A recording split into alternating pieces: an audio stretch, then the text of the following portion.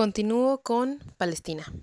Palestina es un territorio conocido como la Tierra Santa y uno de los lugares más disputados y con mayor carga religiosa e histórica del mundo.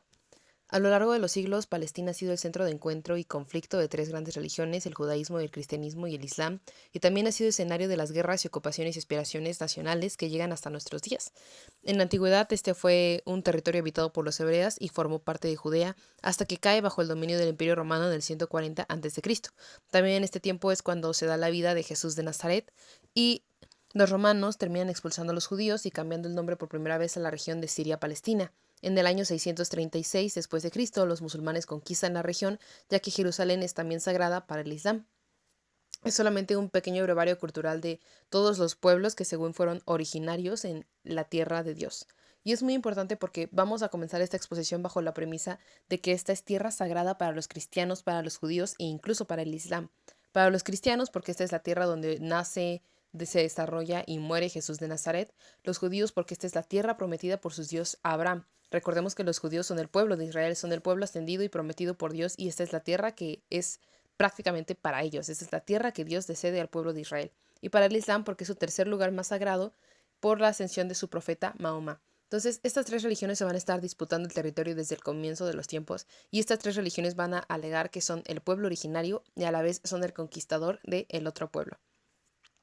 Esto es muy importante para entender a Palestina porque este es un estado creado por la religión. Es lo que pasa cuando un mito es la base de una sociedad. Tres religiones se van a disputar este territorio desde el 140 a.C.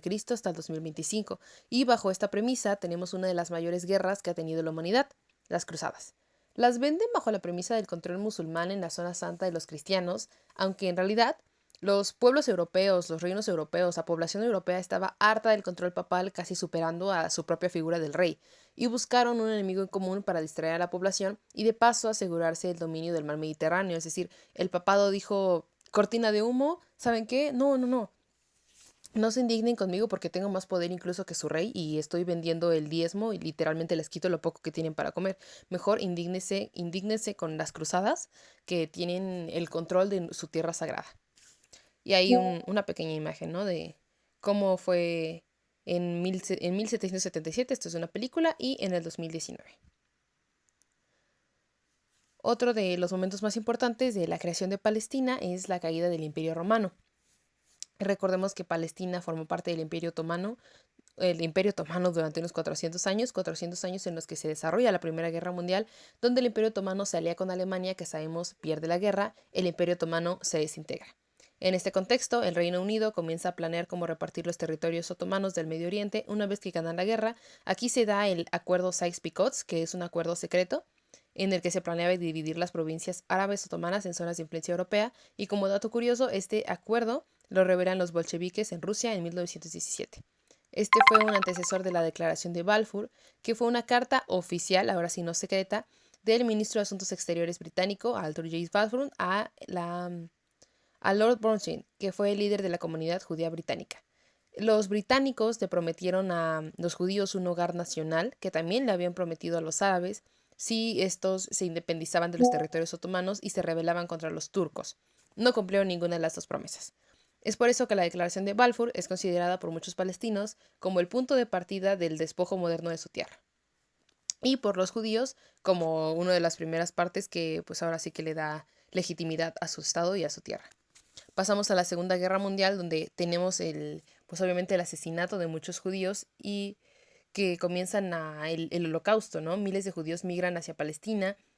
Es una brutal persecución y un exterminio de judíos en Europa. Produce una urgente presión moral y política para hallar un refugio para los sobrevivientes. O sea, si te están persiguiendo, si te están asesinando, si tenemos este movimiento tan grande del antisemitismo en el mundo, ¿a dónde vas a correr?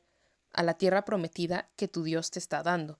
Entonces, pues esto aumenta el apoyo internacional al sionismo, a los judíos, y provoca las olas de inmigración ilegales y legales a Palestina tras la guerra, y es por eso que empezamos a tener las primeras revueltas árabes de 1936 con atentados y represalias. Aquí comenzamos donde la primera vez la ONU se mete. El plan de participación de la ONU de 1947, que proponía dividir el mandato de Palestina en dos estados, uno judío y uno árabe. Como vemos, la parte azul es ahora sí que la parte de los israelitas y la parte amarilla iba a ser la árabe. Este es el plan de participación de la ONU, este es el mapa que les dio la ONU en ese momento. No dura ni un año estas marcas territoriales que da porque luego se viene la primera guerra árabe-israelí, pero esto fue más o menos conforme a la población que tenían en ese momento y dónde estaba distribuida la población. Como vemos, Jerusalén se quedaba como internacional, ya que era un punto pues de alto conflicto para estas tres religiones, entonces la ONU dijo que nadie se lo quede, va a ser completamente mío. Aquí comenzamos ahora que Israel acepta este plan de participación y en 1948, antes de que incluso termine el mandato británico, se proclama el Estado de Israel.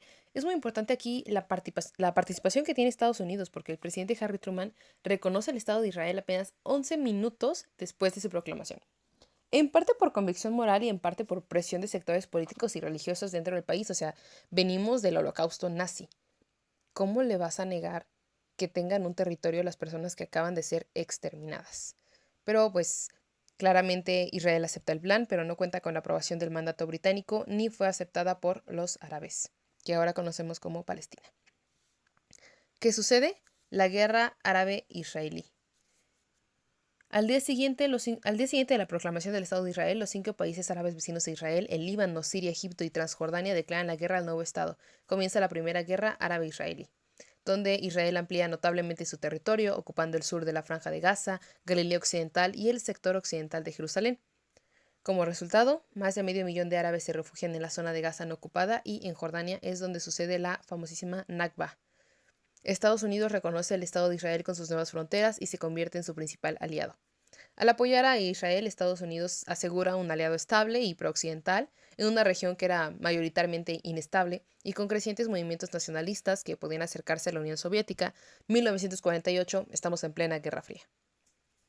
Estados Unidos lo que quería era un aliado, era una zona tan económicamente viable, un punto geográfico central, y pues, Israel era un estado ahora sí que bien formado y junto cuando Palestina ni siquiera se escuchaba el nombre de Palestina. Es así como en 1967 comenzamos con la primera, la Guerra de los 6 días, la guerra que enfrenta a Israel contra Egipto, Siria y Jordania otra vez. La derrota de estos es fulminante, las consecuencias territoriales en la región son de amplio alcance. Israel le arrebata la península del Sinaí y la franja de Gaza a Egipto, Jerusalén y Cisjordania a Jordania, los altos de Golán a Siria. Las consecuencias psicológicas son aún más evidentes para el pueblo palestino porque comienzan las salas de defensa de la causa palestina en todo el mundo y la extensión de acciones terroristas. Comienzan los primeros grupos terroristas de Palestina porque pues están viendo que su gobierno no está siendo suficiente.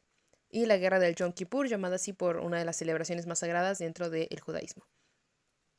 Con este contexto comenzamos el atentado de Múnich, donde en la madrugada del 5 de diciembre, 8 miembros del grupo terrorista palestino Septiembre Negro, facción de la Organización para la Liberación de Palestina, la OLP, penetran armados en la Villa Olímpica donde residen los deportistas que participan en los Juegos Olímpicos de Múnich.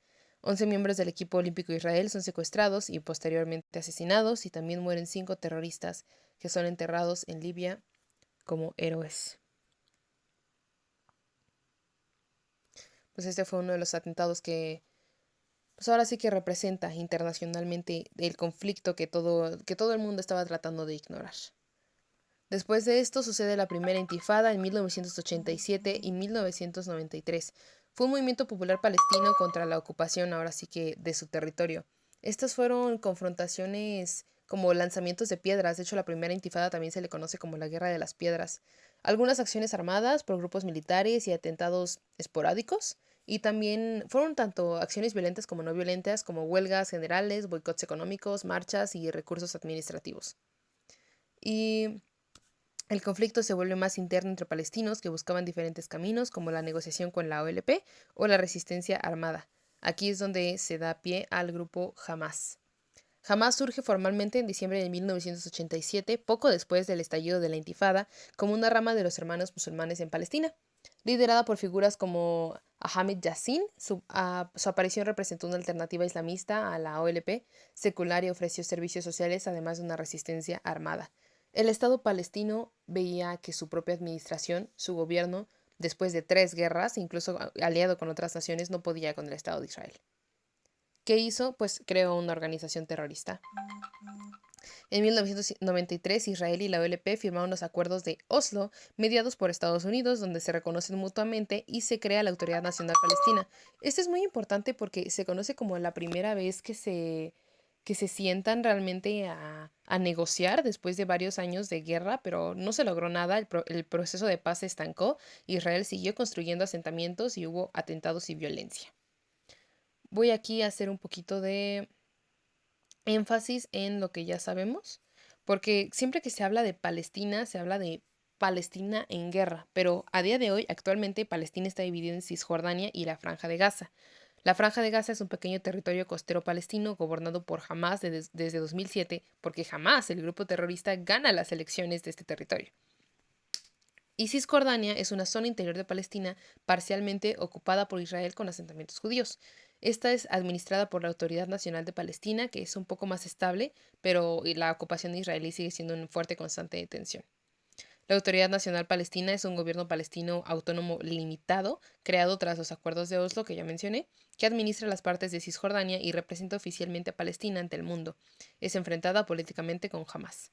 Y Hamas es este grupo islamista palestino considerado terrorista por Israel, Estados Unidos y la UE. Controla Gaza desde 2007 y mantiene una guerra constante con Israel. Israel, Estado formado en 1948 con mayor potencia militar de la región, controla Jerusalén y gran parte de los territorios reclamados por Palestina. Ahí entramos un poquito más en la actualidad, donde en el 2000 estalla la segunda intifada, mucho más violenta que la primera. Israel responde con incursiones masivas en los territorios ocupados y la construcción del muro de la separación de Cisjordania. Israel es muy criticado por esto porque la intifada, la guerra de las piedras, fueron revueltas violentas y no violentas que palestinos atacando con piedras y Israel respondiendo con tanques.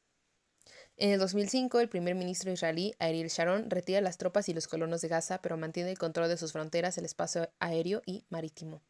Poco después, el